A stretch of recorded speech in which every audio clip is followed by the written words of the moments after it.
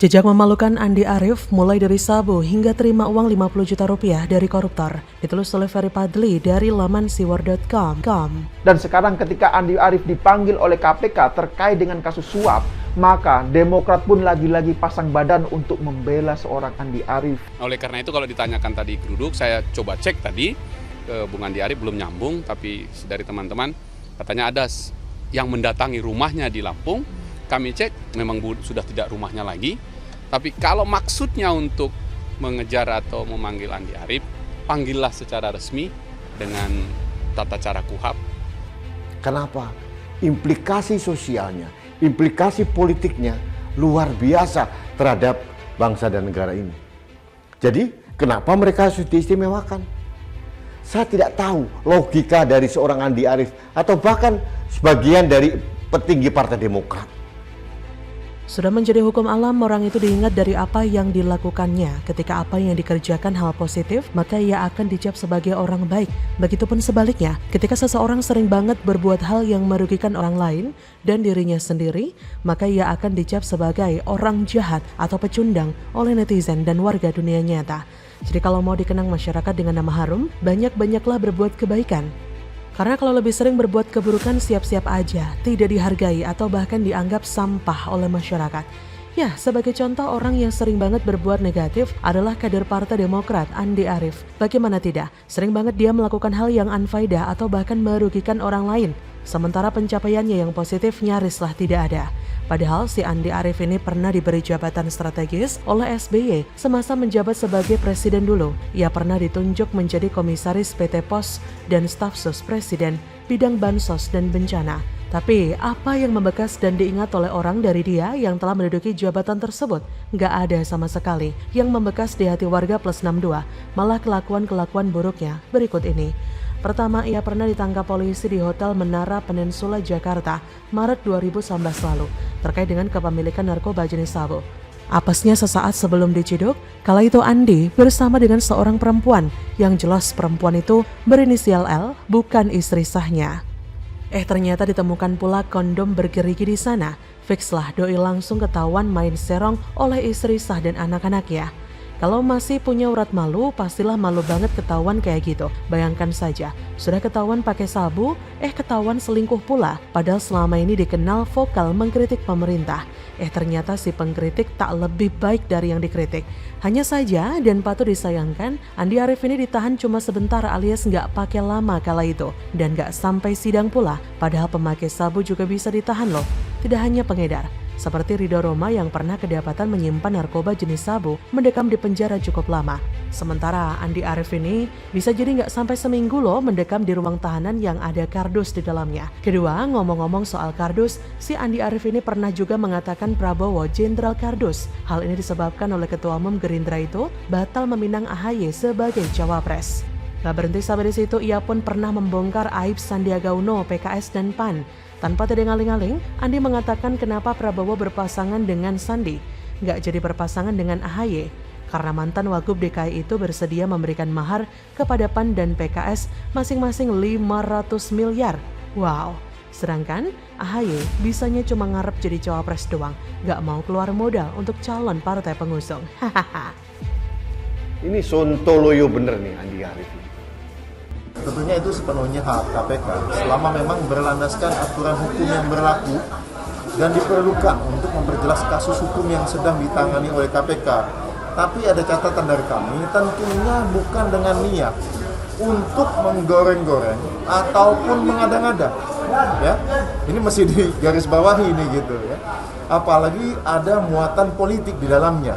Karena kalau kita bicara kasus hukum, sebaiknya murni kasus hukum saja. Sekali lagi, saya katakan kalau Partai Demokrat tidak menyetujui tuduhan fitnah keji dari Andi Arief, selayaknya Agus Harimurti Yudhoyono melakukan klarifikasi. Ojo menang wae, ulah cicing wae. Itu kalau kalian diam saja, ketua umumnya, baik mungkin elit yang lain, mungkin sekjen, berarti ada persepsi dari publik bahwa ujaran dari Andi Arief ini diamini atau setidak-tidaknya representasi suara dari Partai Demokrat. Dan teranyar kelakuan buruk Andi Arief adalah menerima uang dari koruptor yang juga mantan Bupati Panajam Pasar Utara, Abdul Ghafur Masud. Memang jumlahnya nggak seberapa dibandingkan dengan hasil korupsi Hambalang yang dilakukan oleh M. Nazarudin DKK, yaitu cuma 50 juta. Tapi menerima uang dari koruptor itu yang jadi masalah. Jangan-jangan uang tersebut hasil korupsi yang dibagi-bagikan ke kader Partai Demokrat, karena ada beritanya KPK duga uang korupsi Abdul Ghafur mengalir ke DPP Partai Demokrat. Sedangkan kita tahu sendiri bahwa si Andi ini adalah pengurus DPP yang menjabat sebagai Ketua Bapilu Demokrat. Nah, KPK mesti mendalami temuan penting ini lebih jauh, karena jangan-jangan tidak hanya dia seorang kader Demokrat yang menerima duit secara cuma-cuma dari Abdul Ghafur, tapi bisa jadi ada juga yang lain yang nominalnya juga lebih gede. Slogan partainya boleh keren, katakan tidak pada korupsi, tapi uang dari koruptor diembat juga oleh Andi Arief. Bagaimana menurut Anda?